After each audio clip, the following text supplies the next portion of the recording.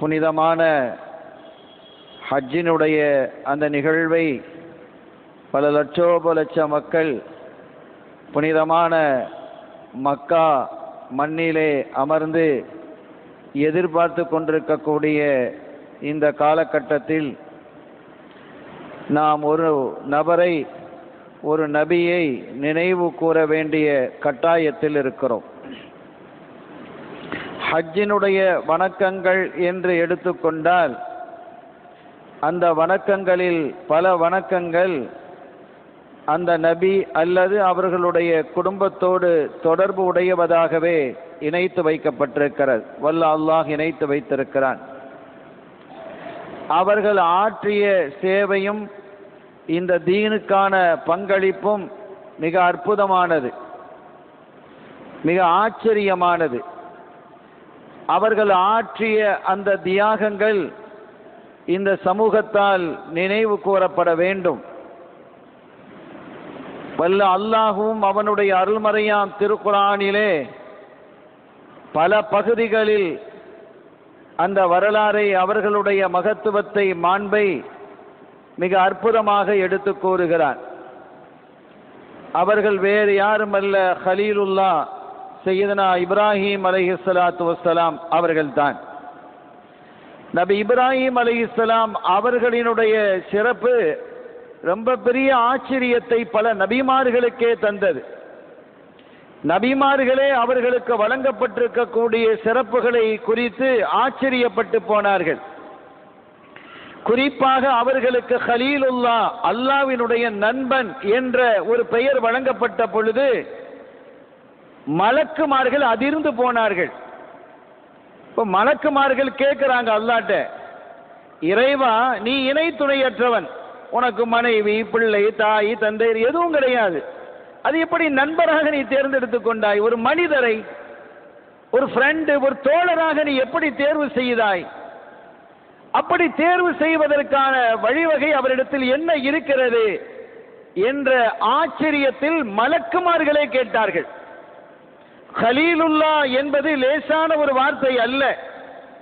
நமக்கு இன்றைக்கு ஹலீலுல்லா, ஹலீலுர் ரஹ்மான் என்றெல்லாம் பெயர்கள் இருக்கிறது. அது அவர்களுடைய பரக்கத்தான பெயர். ஆனால் ஹலீலுல்லாவாகவே வாழ்ந்தவர்கள் சையதுனா இப்ராஹிம் அலைஹிஸ்ஸலாம் அவர்கள்.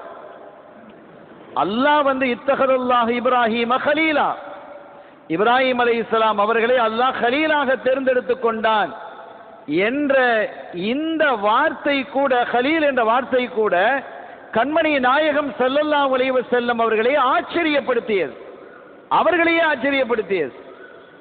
அந்த அளவிற்கு இப்ராஹிம் அலைஹிஸ்ஸலாம் அவர்களை அல்லாஹ் மேன்மைப்படுத்தி இருக்கிறார். அற்புதமான தியாகங்கள்.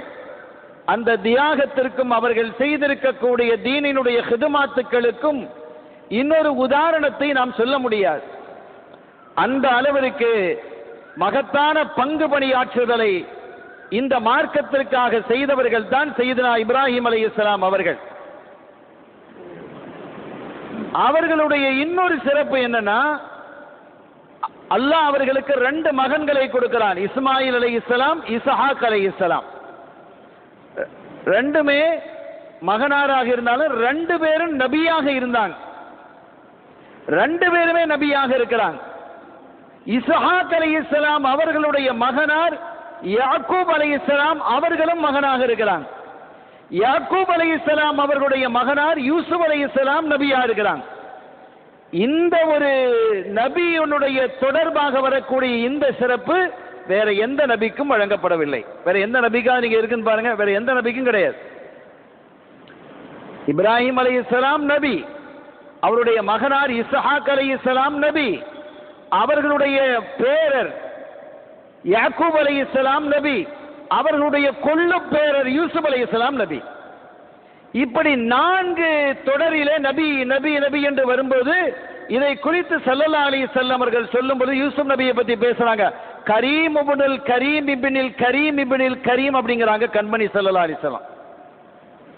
சங்கையானவரின் சங்கை, அவர் ஒரு சங்கையானவர். யாரு? யூசுப் அலைஹிஸ்ஸலாம். அவங்கள பத்தி ரசூல் பேசுறாங்க ஸல்லல்லாஹு அலைஹி வஸல்லம்.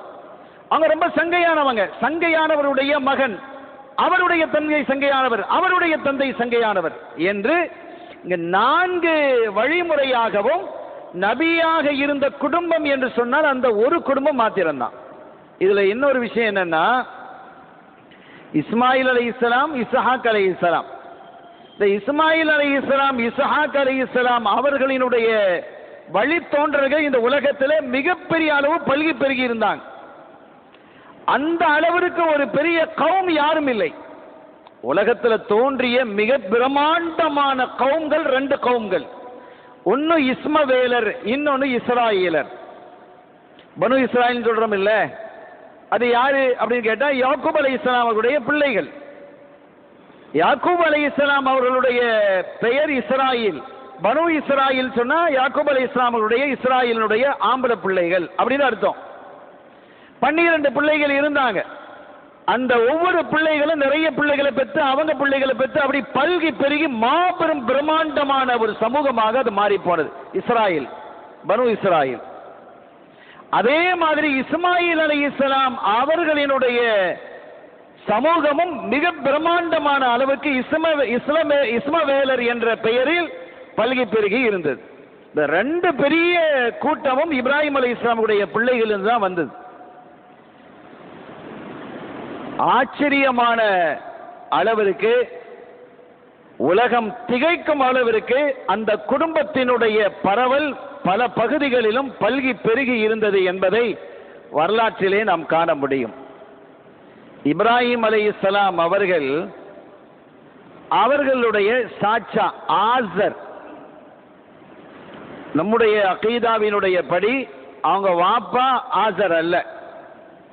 ஆனால் குர்ஆனிலே ஆசர் என்று சொல்லப்படுகிறது, அவங்களுடைய வாப்பா என்றும் சொல்லப்படுகிறது. குர்ஆன்ல அப்படி இருக்கு. ஆனா அது உண்மையிலேயே அவங்க வாப்பா இல்ல, அவங்க வளர்த்தவங்க, சாச்சப்பா, அவங்களுடைய சாச்சா தான், வாப்பாவுடைய சகோதரர்.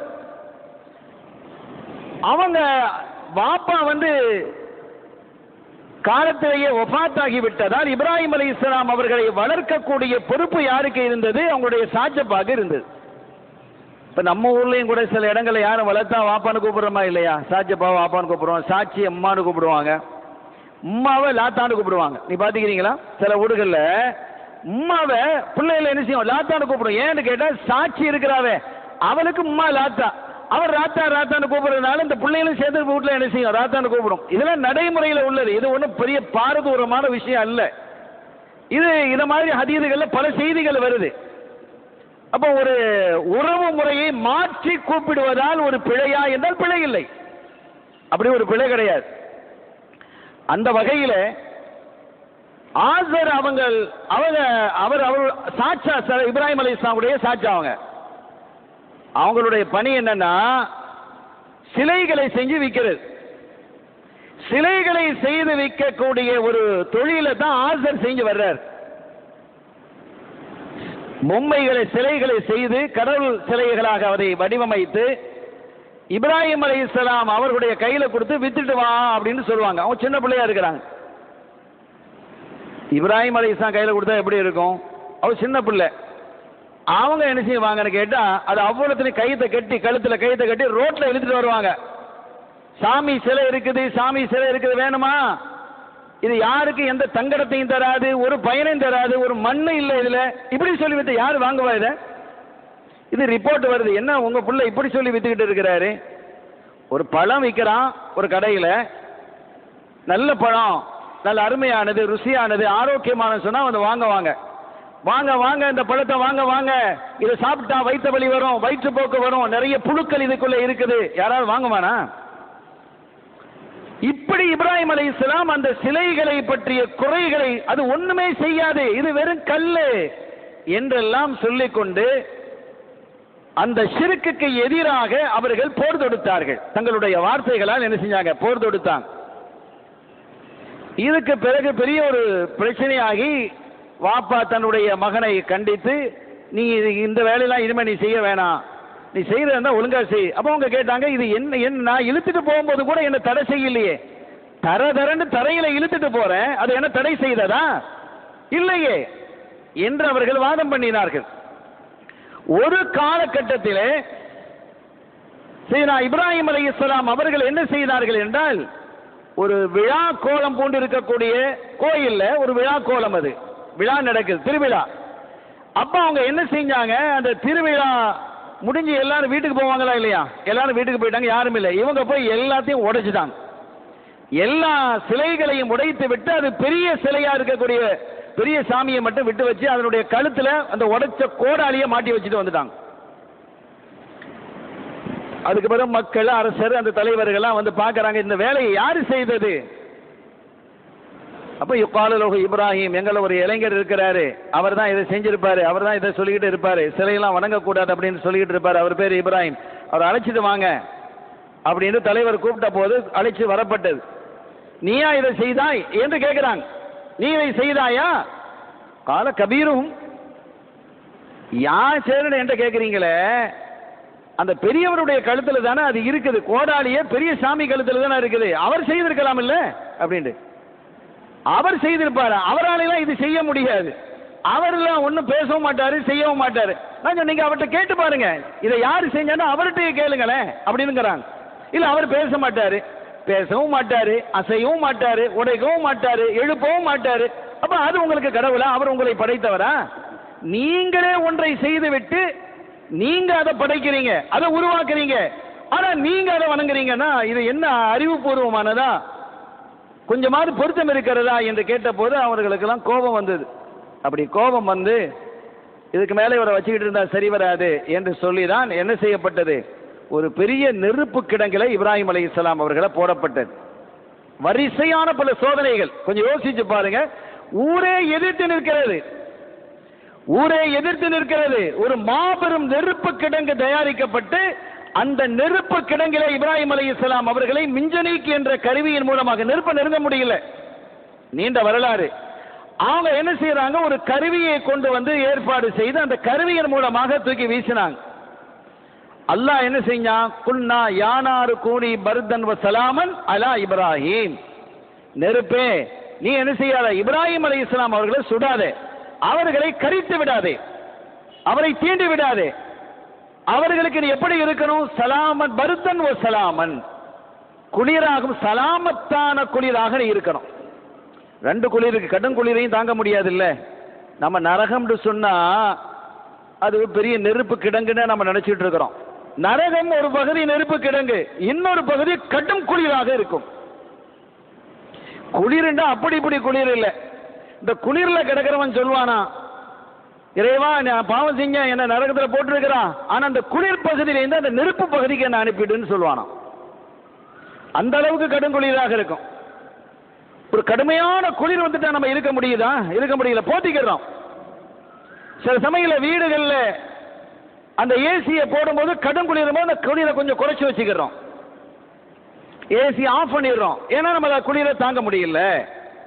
அப்ப பருதண்டு என்று சொல்லும் போது குளிராக ஆகிவிடு என்று அல்லாஹ் சொல்லும் போது ஒரு சலாமன் என்ற ஒரு வார்த்தையும் சொல்றாங்க. பருதாகவும் இருக்கணும், சலாமத்தாகவும் இருக்கணும். அவங்களுக்கு எந்த விதமான நோவினையும் சங்கடத்தையும் தராத குளிராக இருக்க வேண்டும் என்று சொல்ல அது அப்படியானது. ஆனா மற்றவங்க போய் யாராவது கை வச்சா அது சுடும், அவங்கள கரிச்சிடும், நெருங்க முடியாது. ஏன்னா அல்லாஹ் சொல்லும் பொழுது அவர்களை நீ என்ன செய்யாதே, கரிக்காதே, அவர்களுக்கு சலாமத்தான குளிராக நீ ஆகிவிடு என்றுதான் ரப்புல் ஆலமீன் அல்லாஹ் ஜல்ல ஷானஹு வ தஆலா சொன்னான். அதற்கு பிறகு அவங்க அதுல இருந்து என்ன செஞ்சிட்டாங்க, வெளியில வந்துட்டாங்க. இன்னொரு அதுல விஷயத்த சொல்லுவாங்க. இப்ராஹிம் அலைஹிஸ்ஸலாம் அவங்க அந்த நெருப்பு குண்டத்துல உள்ள இருக்கும்போது அதை சுற்றி நெருப்புல அந்த நடுப்பகுதியில் அவங்களை சுத்தி ஒரு பூஞ்சோலை மாதிரி அல்லாஹ் உருவாக்கினான்.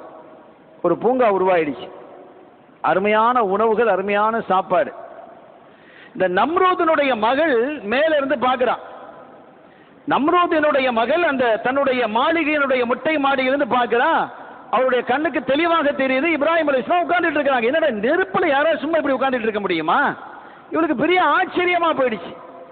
அப்படி உட்கார்ந்து கொண்டு இருக்கிறது மாத்திரமல்ல, நல்ல உணவுகளை சாப்பிட்டு கொண்டிருக்கிறாங்க. அது சுத்தி பூஞ்சோலையாக இருப்பதெல்லாம் அவருடைய கண்ணுக்கு படுகிறது. ஆச்சரியப்பட்டு போனார். இங்கிருந்து சத்தம் கொடுக்கிறார். அல்லாஹ் அந்த சத்தத்தை அவங்க காதல விழ வைக்கிறான். யா இப்ராஹிம், இப்ராஹிமே அலைஹிஸ்ஸலாத்து வஸ்ஸலாம், நானும் அங்க வரலாமா அப்படின்னு கேட்கிறா. யாரு? நம்ரூதினுடைய மகள். உலகத்தையே ஆண்ட அரசர்கள் 4 பேர். அதுல ஒரு ஆள் நம்ரூது. 2 காபிர் 2 முஸ்லிம். அப்ப நம்ரூது மகள் என்ன சொல்கிறாள், நான் அங்கே வரலாமா அப்படின்னு கேட்கிறான். அப்ப இப்ராஹிம் அலைஹிஸ்ஸலாம் சொல்றான், தாராளமாக வரலாம், என்னுடைய ரப்பை நீ ஏற்றுக்கொண்டால், என் ரப்பை நீ ஏற்றுக்கொண்டு அவனுக்கு வழிபட்டால் தாராளமாக நீ உள்ள வரலாமே என்று சொன்ன போது, ஆமன்து பி ரப்பி இப்ராஹிம், இப்ராஹிமினுடைய ரப்பை நான் அங்கீகரித்தேன் என்று அவ சொல்றான். அந்த புள்ள சொல்லுது. அவ கீழே இறங்கி போற, யாருமே நெருப்ப நெருங்கி போக முடியாது. அதாவது சின்ன ஒரு விளக்கை இருந்தா கையில கிட்ட கொண்டு போகும்போது அதனுடைய உஷ்ணம் நமக்கு லேசா தெரியும். கொஞ்சம் பெரிய வீடு அடுப்பு சோறு ஆக்குறாங்க, அது கிட்ட போய் இப்படி நிக்க முடியுமா? வெக்க அடிக்கும், நவுண்டு தான் நம்ம நிற்போம். இன்னும் அதை விட பிரம்மாண்டமான நெருப்பாக இருந்தால் கிட்ட நெருங்க முடியாது, தூரத்துல இருந்தா தண்ணி அடிக்கணும். ஃபயர் இன்ஜின் வந்தாலும் கூட தூரத்துல இருந்து என்ன செய்வாங்க, தண்ணி அடிப்பாங்க, நெருங்க முடியாது. இப்போ ஒரு ஊர் அளவுக்கே என்ன செய்திருக்குது, அந்த நெருப்பு பிரம்மாண்டமாக இருக்கும் போது அதை யாரும் நெருங்க முடியாத வேளையில் நம்ரூதினுடைய மகள் அதை நெருங்கி போகும்போது, அங்க போகாதே எல்லாரும் என்ன செய்றாங்க, சொல்றாங்க. இவ கண்டுக்கிட இல்லை, இவளை சுட்டாதானே பரவாயில்லை, அந்த உஷ்ணமோ எதுவோ தெரியல, அவளுக்கு கூலா இருக்கு, நல்லா இருக்கே அப்படின்னு என்ன செய்யறான், உள்ள போறா. அவள் ஈமான் கொண்டாள் என்ற வரலாற்றை நாம் பார்க்கிறோம். இப்படி ஒரு சோதனை அவர்களுக்கு வந்தது. ஹஜ்ஜினுடைய விஷயங்களை நீங்க பாருங்க. இன்னைக்கு நம்ம எல்லா ஊர்களையும் உலுஹியா கொடுக்கிறோம். இந்த உலுஹியாவினுடைய இந்த வணக்கம் எப்படி ஏற்பட்டது, இப்ராஹிம் அலைஹிஸ்ஸலாம் அவர்கள் வழியாகத்தான் ஏற்படுது. அதுக்கு முன்னால உலுஹியா இல்லை. அதற்கு முன்னால உலுஹியா இருந்ததா என்றால் இல்லை. உலுஹியாவினுடைய அந்த நிகழ்வு, அந்த இபாதத்து இவர்கள் மூலமாகத்தான் ஏற்பட்டது. அது எல்லாருக்கும் நமக்கு தெரியும். அவர்களுடைய மகனார் இஸ்மாயில் அலைஹிஸ்ஸலாம் அவர்களை அறுத்து பலியிடுவதற்காக கனவு காண்றாங்க. ஒரு கனவு தொடராக அந்த கனவு வருது அப்படின்னு இருந்தால் அந்த கனவு பத்தி நம்ம யோசிக்கணும். அது நல்ல கனவா இருக்கட்டும், தீய கனவாக இருந்தாலும். ஒரு கனவு ஏதோ ஒரு தடவை வருது, ஒரு பயங்கரமா இருக்குது, அதை நீங்க செலவாசம் சொல்றாங்க, நீங்க இடது பக்கம் துப்பிட்டு அவுது பில்லாஹி மினஷ் ஷைத்தானிர் ரஜீம் சொன்னா அது ஒரு பாதுகாப்பு, லா யதுர்ருக, அது எந்த தங்கடமும் உனக்கு தராதுங்கிறாங்க. நீ யார்கிட்டையும் அந்த மாதிரி கனவுகளை சொல்லிக்கிட்டு இருக்காதே அப்படிங்கிறதையும் நமக்கு ஹதீஸ்ல விளக்கப்படுத்தப்பட்டிருக்கு. ஆனால் எந்த கனவாக இருந்தாலும் திரும்ப திரும்ப தொடராக வருகிறது என்று சொன்னால் அதை கொஞ்சம் யோசிக்க வேண்டியதுதான். அது யோசிக்க வேண்டிய நிலையில் உள்ளது. ஆனால் ஸல்லல்லாஹு அலைஹி வஸல்லம் சொன்னதை நம்ம செய்யணும். இடது பக்கமாக துப்பணும், அவுது பில்லாஹி மினஷ் ஷைத்தானிர் ரஜீம் என்று என்ன செய்யணும், நம்ம ஓதணும். எப்ப விழிக்கிறோமோ அப்போ. சில சமயங்களில் திடுக்கிட்டு அந்த ஸ்பாட்லயே நம்ம விழிச்சிருவோம். அல்லது காலையில் அதை விழிக்கும் போதுதான் நமக்கு ஞாபகம் வராது, இப்படி ஒரு மோசமான கனவு கண்டமே அப்படின்னு. அப்ப கனவு அந்த நம்ம விழித்த நேரத்தில், ஞாபகம் வந்த நேரத்தில் இடது பக்கமாக துப்பி அவுது பில்லாஹி மினஷ் ஷைத்தானிர் ரஜீம் சொல்லிக்கிடணும். இது கனவுக்குண்டான செய்திகளை நம்ம பேசும்போது இன்ஷா அல்லாஹ் விரிவா பேசுவோம். ஆக இப்ராஹிம் அலைஹிஸ்ஸலாம் அவர்கள் தொடராக 3 நாள் தன்னுடைய பிள்ளையை அறுத்து பலியிடுவதாக கனவு காண்றாங்க. ஏன்னா அவங்களுக்கு குழந்தை இல்லாம இருந்தது, இந்த குழந்தை பாக்கியம் இல்லாம இருந்தது நீண்ட காலமாக. அல்லாஹ்விடத்துல, யா அல்லாஹ் எனக்கு ஒரு குழந்தை பாக்கியத்தை தா, அப்படி நீ தந்துட்டேன்னு சொன்னா நீ அந்த பிள்ளைய அறுத்து பலியிடுன்னு சொன்னாலும் நான் பலியிடுவேன். அப்ப பிள்ளைய தந்துட்டு எதுக்கு அறுத்து பலியிடணும்? தராமே இருந்திருக்கலாமா இல்லையா? கொஞ்சம் யோசிங்க. இப்ராஹிம் அலைஹிஸ்ஸலாம் என்ன கேட்கிறாங்க, எனக்கு ஒரு பிள்ளையத்தா, ஒரு குழந்தையத்தா, நீண்ட காலமாக எனக்கு குழந்தை இல்லை, என்னை வாரிசு இல்லாதவனாக ஆக்கி விடாதே, எனக்கு ஒரு வராசத்தை எனக்கு தான், என்னுடைய சந்ததிகளை உருவாக்கு, அதற்கு பிறகு நீ அந்த பிள்ளையை எனக்கு தந்ததுக்கு பிறகு அறுத்து பலியிடு என்று சொன்னாலும் நான் பலியிடுவேன் அப்படிங்கிறாங்க. இதுல என்ன சொல்ல வர்றாங்கன்னா, ஒரு வாரிசு இருப்பது என்பது ஒரு மனிதனுக்கு ஒரு பெரிய கண்ணியம், வராசத்து இருப்பது என்பது ஒரு பெரிய கண்ணியம் என்பது. அப்ப அவன் மலடன் அல்ல, மலடி அல்ல அப்படிங்கிற ஒரு பேர்லாம் வருதா இல்லையா? அதை விட்டு அவங்க வெளியில வர்றாங்களா இல்லையா? அப்ப மலடனாக ஆக்குவதோ மலடியாக ஆக்குவதோ அல்லாஹ் கையில உள்ளது. யஹ்பலி மய்யிஷா இனாதா வ யஹ்பலி மய்யிஷா ذுகுர் அவ் யுஸவ்விஜு ذுக்ரான வ இனாதா வ யஜ்அலு மய்யிஷா அகீமா. அல்லாஹ் சொல்றான், அவன் நாடியவர்களுக்கு பொம்பளை பிள்ளையா கொடுக்கறான், நாடியவர்களுக்கு ஆம்பளை பிள்ளையா கொடுக்கறான், நாடியவர்களுக்கு ரெண்டையும் கொடுக்கறான், சில சமயம் ஒண்ணும் இல்லாம ஆக்கிடுறான், அகீமாவும் ஆக்கிடுறான். அது அவன் தான் செய்யறான். ஆனாலும் வராசத்து, வாரிசு என்பது ஒரு பெரிய ஒரு பாக்கியமான ஒரு விஷயம். அல்லாஹ் நமக்கும் நம்முடைய சந்ததிகளுக்கும் வாரிசுகளை உருவாக்கி தருவானாக, நல்ல சாலிஹான மக்களை தருவானாக. கண்ணியத்திற்குரியவர்களே, அப்ப அவங்க கேட்கிறாங்க, அந்த வாரிசு இல்லாதவனாக நான் ஆகிவிடக் கூடாது ரப்பே, எனக்கு ஒரு வாரிசத்தான், அப்படி தந்தா நான் அறுத்து பழியிறேன்னு சொல்லிட்டாங்க. அது எவ்வளவு காலத்துக்கு முடிஞ்சது. இப்ப அது புள்ள பிறந்து வாரிசா இல்ல வாரிசாக இஸ்மாயில் அலைஹிஸ்ஸலாம் அவங்களை கொடுத்தா, அது வளர்ந்து பெரிய கிட்டத்தட்ட 12-13 வயசு பிள்ளையாயிடுச்சு. இப்ப கனவு காண்றாங்க, தன் பிள்ளையை அறுத்து பலியிடுவதாக கனவு கண்டாங்க. அவங்க அந்த அறுத்து பலியிடணும்னு சொல்லி சொன்னாங்களா இல்லையா? அல்லாஹ்ட்ட சொன்னாங்களா? அதை மறந்துட்டாங்க. புள்ள வந்தவனே பிள்ளையோட சந்தோஷத்திலே இருக்கிறாங்க. அப்ப அல்லாஹ் அறுத்து பலியிட சொன்னார், பலியிடுவாங்க. ஆனால் சொன்னதை அவர்கள் மறந்தார்கள். 3 நாள் அல்லாஹ் நினைவுபடுத்தியதுக்கு பிறகுதான், ஆமாம் இது அல்லாஹ்வின் புறத்தில் இருந்து வரக்கூடிய கனவுதான், இதை நாம் அழுத்து பலியிடணும்னு பலியிடறதுக்கு போறாங்க. பலியிட முடியல, அந்த கத்திய அறுக்கை இல்லை. அதுக்கு பிறகு வானிலிருந்து ஒரு ஆடு கீழே இறங்கியது. அந்த ஆட்டை பலியிடுமாறு அல்லாஹ் சொல்லிட்டு, மனிதர்களை கொல்லுவது என்பதோ பலியிடுவது என்பதோ அது தடை செய்யப்பட்டது, அது செய்யக்கூடாது என்பதையும் அல்லாஹ் அறிவிச்சான். நம்ம கேட்கறது என்னன்னா, ஒரு பிள்ளைய பலியிட துணிவதுங்கிறது ஒரு பெரிய விஷயமா இல்லையா? எவ்வளவு பெரிய அற்புதமான விஷயம், எவ்வளவு பெரிய தியாகம். நம்ம பிள்ளைய நம்ம அறுப்போமா? அதுக்கு மனசு வருமா, முடியுமா? அல்லாஹ்வினுடைய கட்டளை எதுவாங்க? அப்படி அறுக்கிறதுக்கு போன போது வானில் இருந்த மலக்குமார்கள் கதறினாங்க, இறைவா இது எவ்வளவு பெரிய ஆபத்தான ஒரு விஷயம், இவ்வளவு கடுமையாக அவரை சோதிக்கிறாயே, அந்த சோதனையும் அவர் ஏற்றுக்கொண்ட அந்த பிள்ளையை அறுக்கிறதுக்காக அவர் போகிறாரே என்றெல்லாம் கதறினாங்க மலக்குமார்கள். அப்ப அல்லாஹ் சொன்னா, ஏன்னா அவருக்கு ஹலீலுல்லான்னு பேரை கொடுத்தேன், என்னுடைய நண்பன் பேரை கொடுத்தேன், இப்படி ஒரு பேரை கொடுத்திருக்கிறேன்னு கேட்டீங்களே, இப்ப விளங்குதா? எனக்காக எதையும் அவர்கள் செய்வார்கள். நான் என்ன கட்டளையிட்டாலும் அதிலிருந்து அணுவளவும் மாறாதவர்கள் அவர்கள் என்று சொல்லி அல்லாஹ் தஆலா வானிலிருந்து என்ன செய்யான், அந்த ஒரு ஆட்டை இறக்கினான். அந்த ஆட்டை குறித்து ஒரு வரலாறு உண்டு, ஒரு செய்தி உண்டு. நம்முடைய பாபா ஆதம் அலைஹிஸ்ஸலாம் அவர்களுடைய பிள்ளைகள் ஆம்பளை பிள்ளை பொம்பளை பிள்ளைன்னு ஒரு ஜோடியா பிறந்துகிட்டே இருக்கும். அப்ப அவங்க சகோதரிகளுக்குள்ள கல்யாணம் முடிச்சுக்கிடலாம். வேற உலகத்தில் வேற பிள்ளைகள் இல்லையே, வேற எங்கே போய் யாரை போய் கல்யாணம் முடிக்கிறது? ஆதம் நபியினுடைய பிள்ளைகள் மட்டும்தான் இருக்கிறாங்க. அப்ப என்ன செய்யறது? அப்ப ஆகமாக்கப்பட்டிருந்தது, கல்யாணம் முடிக்கலாம். அப்போ ஒரு அழகிய பெண்ணுடைய விஷயத்துல ஹாபில் காபில் 2 பேருக்கும் எனக்கு கருத்து வேறுபாடு ஏற்பட்டு ஒரு பெண்ணை 2 பேரும் முடிக்கிறதுக்கு விரும்புறாங்க. அவங்க பிள்ளைகள்லயே ஒரு பிள்ளையே ஒரு சகோதரி 2 பேரும் முடிக்க விரும்புறாங்க.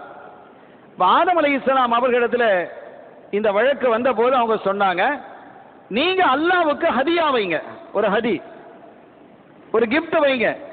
யாருடைய ஹதியாவை அல்லாஹ் கபூல் செய்கிறானோ அவங்க அந்த பெண்ணை கல்யாணம் முடிக்கட்டும் அப்படின்னு சொன்ன போது, ஹாபில் ஆடு மேய்க்கக்கூடிய தொழிலை செய்துகிட்டு இருந்தாங்க.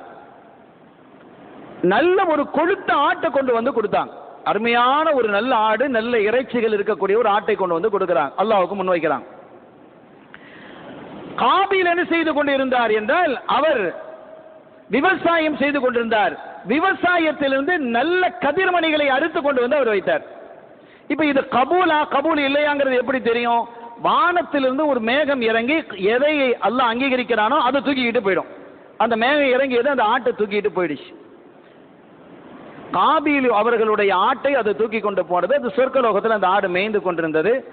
இப்ப அந்த குர்பானுக்காக வேண்டி, உலுஹியாவுக்காக வேண்டி இப்ராஹிம் அலைஹிஸ்ஸலாம் அவர்களுக்கு இறக்கி வைக்கப்பட்ட ஆடு அந்த ஆடுதான். இது ஒரு நிகழ்வு. இப்ராஹிம் அலைஹிஸ்ஸலாம் அவர்கள் நெருப்பு குண்டத்திலே தூக்கி போடப்பட்ட பொழுது அவங்க ஒரு உள்ளாடை அணிந்திருந்தாங்க பாத்தீங்களா? அந்த ஒரு ஆடை ஒன்று அணிந்திருந்தாங்க. அவங்க மேனியோடு விட்டு ஒரு ஆடை அணிந்திருந்தார்கள். இன்னைக்கு பாருங்க, இது எல்லாமே வரலாற்றில் இஸ்லாமிய வரலாறு புல்லட் ப்ரூஃப்னு ஒரு போட்டிருக்கிறாங்க இல்லையா? ஒரு ஷர்ட்டை போட்டுட்டேன்னு சொன்னா அது என்ன செய்யாது, அது குண்டு போய் அடிச்சாலும் உள்ள தொலைக்காது, அது பட்டு தெரிச்சிடும். அப்ப அன்னைக்கே அந்த புல்லட் ப்ரூஃபை யார் போட்டிருக்கிறான்? இப்ராஹிம் அலைஹிஸ்ஸலாம் போட்டிருக்கிறாங்க. அல்லாஹ் அப்படி ஒரு சட்டையை கொடுத்தான். அது லேசா மடிச்சுக்கலாம், அது பொடிசா இருக்கும், ரொம்ப மெல்லியதாக இருக்கும். ஆனா நெருப்பு அதை தீண்டாது, எந்த உஷ்ணமும் தீண்டாது. அப்படிப்பட்ட ஒரு சிறந்த ஒரு ஆடை அவங்க போட்டிருந்தாங்க, அல்லாஹ் வழங்கிய அந்த ஆடை. அது வாழை. அதுக்கு பிறகு அவங்க இஸ்ஹாக் அலைஹிஸ்ஸலாம் அவங்களுக்கு வந்தது. இஸ்ஹாக் அலைஹிஸ்ஸலாம் அவர்களுக்கு பிறகு யாக்கூப் அலைஹிஸ்ஸலாம் அவங்க வந்தது. யாக்கூப் அலைஹிஸ்ஸலாத்திலிருந்து யூசுப் அலைஹிஸ்ஸலாம் அவங்ககிட்ட வந்தது. அந்த யூசுப் அலைஹிஸ்ஸலாம் அவர்கள் தான் அந்த சட்டையை தான் ஒரு காணா போனதுக்கு பிறகு தன்னுடைய சகோதரத்தில் கொடுத்து விட்டாங்களா இல்லையா? கொடுத்து விட்டு வாப்பாவுக்கு கண் போயிடுச்சு, இந்த சட்டையை கொண்டு வைங்கன்னு சொன்னது யாருடைய சட்டை தான்? இப்ராஹிம் அலைஹிஸ்ஸலாமுடைய சட்டை. ஃபர்தத்த பசீரா, பார்வை திரும்பி வந்தது. அல்லாஹ் அந்த இப்ராஹிம் அலைஹிஸ்ஸலாமுடைய குடும்பத்தை அவ்வளவு சிறப்பாக்கி வைத்திருக்கிறான். இன்னைக்கு உலுஹியாங்கிறது ஷாஃபி மதுஹபில் ஒரு முஸ்தஹப்பான சுன்னத்துன் முஅக்கதா, சுன்னத்து முஅக்கதா வலியுறுத்தப்பட்ட ஒரு சுன்னத். ஹனபி மதுஹபில் வாஜிப். அப்படி ஒரு இபாதத்தாக இன்னைக்கு மிளிர்கிறது என்றால் சையதுனா இப்ராஹிம் அலைஹிஸ்ஸலாம் கலீலுல்லாஹ் அவர்கள் கொண்டு வந்த அந்த சுன்னத்து ஸல்லல்லாஹு அலைஹி வஸல்லம் அதை அங்கீகரிக்கிறாங்க. ஹஜ்ஜினுடைய வணக்கங்களை எடுத்துக்கொள்வீர்களே ஆனால் அல்லது உம்ராவுடைய வணக்கங்களை எடுத்துக்கிட்டா அதுல ஒரு ஃபர்லு சை செய்யறது, தொங்கோட்டம் ஒரு சஃபா மருவா. இது எங்கிருந்து வந்தது? இப்ராஹிம் அலைஹிஸ்ஸலாம் அவருடைய காலத்துக்கு முன்னால தவாஃப் இருந்தது, தவாஃப் இருந்தது. ஆனால் என்னது இருக்கல்ல? சை இருக்கல்ல. சை எப்போ வந்தது? இப்ராஹிம் அலைஹிஸ்ஸலாம் அவர்களுடைய மனைவியார் அன்னை ஹாஜர் அலைஹிஸ்ஸலாம், அந்த ஹாஜர் அலைஹிஸ்ஸலாம் அவர்கள் தன்னுடைய பிள்ளைக்காக தண்ணீரை தேடி சஃபா மருவாவுக்கு இடையில ஓடினாங்க. அங்க தண்ணீர் இருக்கிற மாதிரி தெரியுது, இந்த காணல் நீரை பார்த்து அங்கிங்கமாக ஓடினார்கள். அப்படி ஓடியதனுடைய விளைவை அல்லாஹ் தஆலா என்னதாக ஆக்கினான்? நமக்கு ஃபர்லாக ஆக்கி வணக்கமாக ஆக்கி நீங்க எல்லாம் என்ன செய்யுங்க, ஹஜ் உம்ரால இந்த சாயை செய்யுங்க என்று அல்லாஹ் என்ன செய்தான்? ஏற்படுத்தி தந்தான். இந்த வணக்கங்கள் பூரா பாருங்க, மீனால போய் நம்ம உட்கார்றதாக இருக்கட்டும், அதுவும் அவர்களுடைய. இன்னொன்று மகாம் இப்ராஹிம் இருக்கு, வத்தகிது மின் மகாம் இப்ராஹீம முஸல்லா, நீங்க தொழக்கூடிய தலமாக மகாம் இப்ராஹீமை தேர்வு செய்யுங்கள் என்கிறான் அல்லாஹ். அப்ப மகாம் இப்ராஹிம் காபாவுக்கு அருகில இருக்கிறது. காபாவை சுற்றி நீங்கள் எங்க தொழுதாலும் 1,00,000 நன்மை அப்படிங்கிறது எல்லாருக்கும் தெரியும்.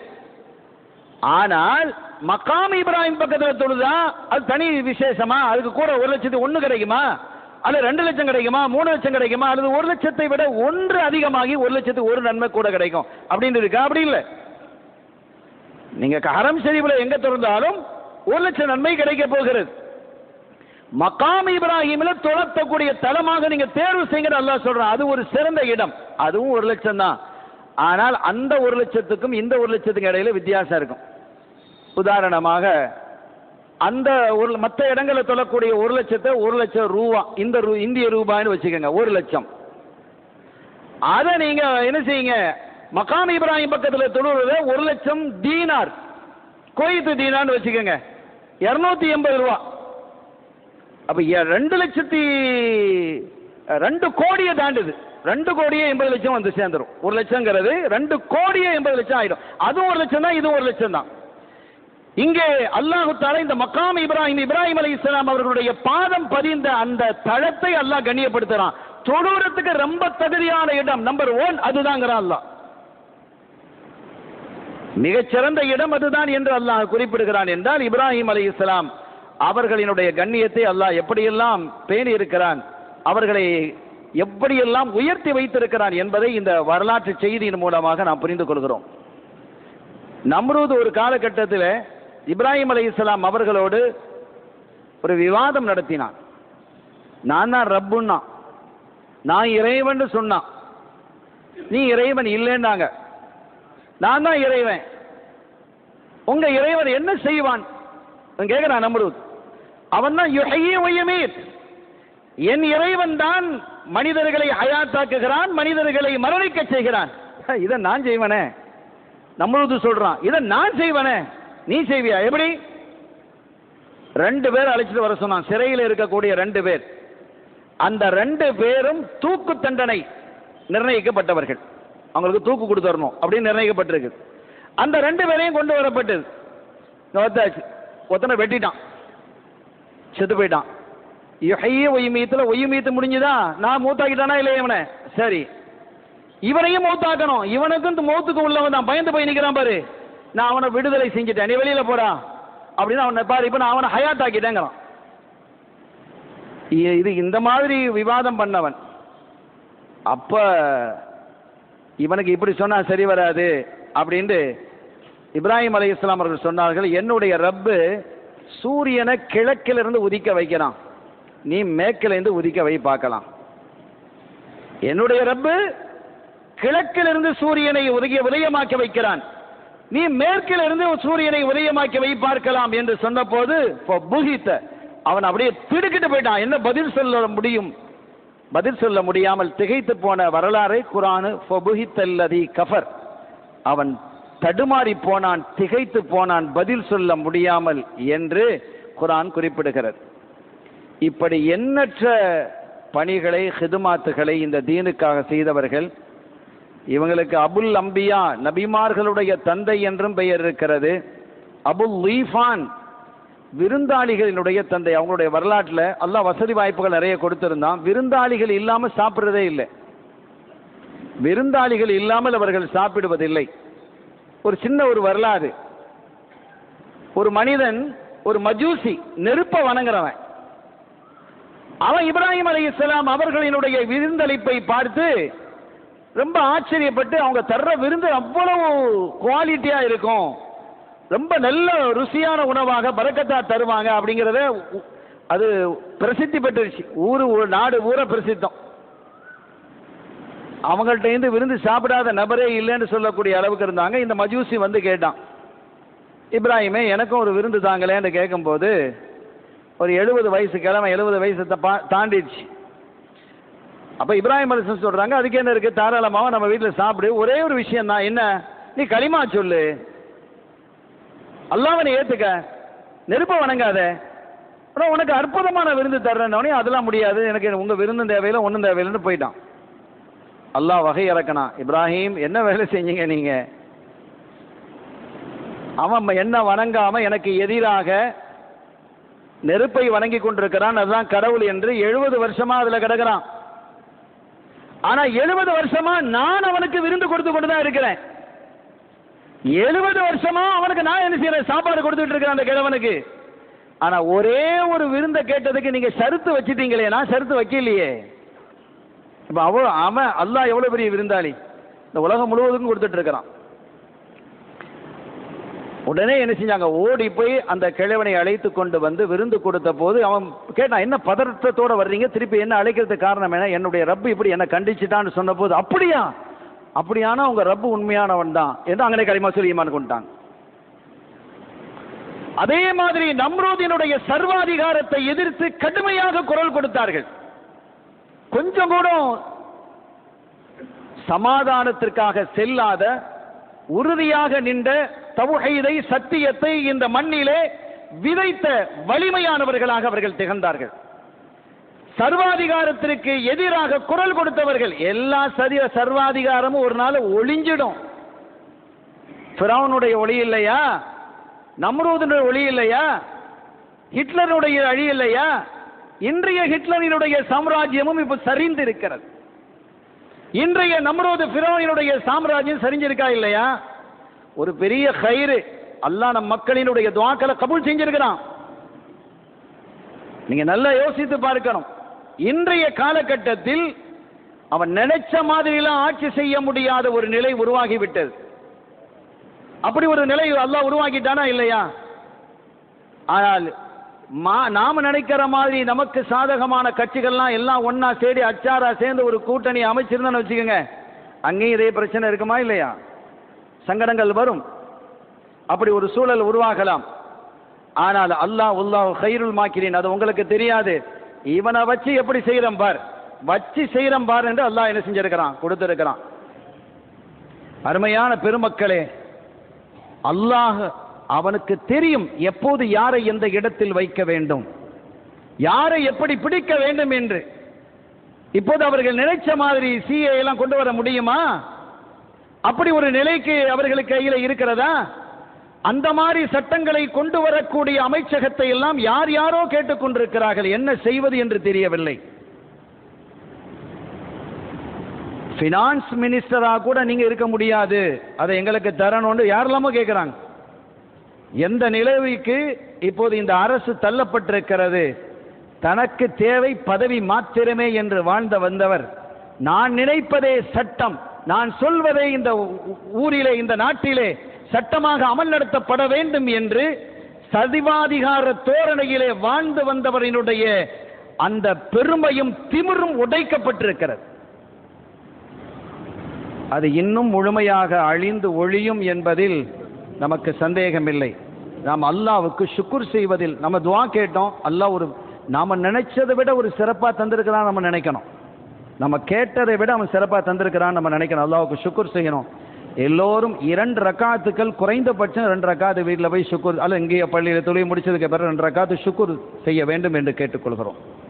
அடுத்தபடியாக இறுதியாக நம்முடைய மஸ்ஜிதுகளில் எல்லாம் மிக முக்கியமான மஸ்ஜிதாக, 3வது மஸ்ஜிதாக திகழக்கூடிய பைத்துல் மக்தஸ், அதை சுற்றி இருக்கக்கூடிய யூதர்கள் அதை தங்களுடைய கபலீகரம் செய்து கொண்டு முஸ்லீம்களை பாடாய்படுத்தி குழந்தைகளை கொன்று, ஏன்னா அவன் திட்டமிட்டு குழந்தைகளை கொல்றாங்க. நாளைக்கு வளர்ந்து வரக்கூடிய வாலிபர்களாக இவர்கள் இருந்தால் இவர்கள் போராடி கொண்டே இருப்பார்கள், போர்க்குணம் உள்ளவர்கள் தெரிஞ்சுக்கிட்டான். அவர்களுக்கான உணவு தடை, தண்ணீர் தடை, மருந்து தடை என்று எல்லா தடைகளையும் விதித்துக் கொண்டிருக்கிறார். இது அரபு நாடுகளும் கூட தட்டி கேட்பதற்கான ஒரு சக்தியை இழந்தவர்களாக இருக்கிறாங்க. அந்த உணர்வு இல்லை அவர்களிடத்தில். ஆற்றலை அல்லாஹ் வழங்கி இருக்கிறான், அந்த ஆற்றலை செம்மையாக பயன்படுத்தவில்லை. நம்மிடத்தில் இருக்கக்கூடிய ஒரே ஆற்றல் துஆ மாத்திரமே. அந்த துஆவின் வழியாக அவர்களுக்காக நாம் பிரார்த்திப்போம், அவர்களுக்காக நாம் துஆ செய்வோம். ரப்புல் ஆலமீன் அல்லாஹ் ஜல்ல ஷானஹு வ தஆலா அந்த புனிதமான பைத்துல் மக்தஸை அல்லாஹ் மீட்டித் தருவானாக. பலஸ்தீன் முஸ்லீம்களுடைய கையிலே அதை ஒப்படைப்பானாக. வலிமையான ஒரு இராணுவத்தை அல்லாஹு தஆலா அந்த முஸ்லீம்களுக்கு வழங்குவானாக. சக்தியையும் ஆற்றலையும் வல்லமையையும் அவர்களுக்கு தருவானாக. அவர்கள் கொண்டிருக்கக்கூடிய பொறுமையும் ஈமானையும் போன்று வலிமையையும் அல்லாஹ் அவர்களுக்கு கொடுத்து அவன் புறத்திலிருந்து மாபெரும் உதவியையும் வழங்கி வெற்றி கொள்ளக்கூடிய பாக்கியத்தை அந்த மக்களுக்கு வழங்குவானாக என பிரார்த்தித்து, இன்ஷா அல்லாஹ் இன்றைய ஜும்மாவிலும் இந்த அவர்களுக்கு ஏற்பட்டிருக்கக்கூடிய அந்த முசீபத்தை நீங்குவதற்காக நாம் ஒரு குனூத்தை ஓதுவோம்.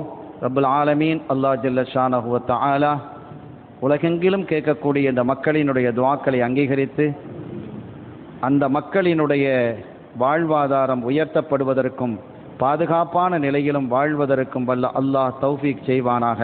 பிஹக்கி ஹபீபிஹி ஸல்லல்லாஹு அலைஹி வஸல்லம். எல்லாம் வல்ல அல்லாஹ்வின் அருளையும் ஸல்லல்லாஹு அலைஹி வஸல்லம் அவர்கள் ஷஃபாஅத்தையும் பெறுவோமாக. வ ஆகிரு தஅவானா அல்ஹம்துலில்லாஹி ரப்பில் ஆலமீன். வஸ்ஸலாமு அலைக்கும் வரஹ்மத்துல்லாஹி வபரகாத்துஹு.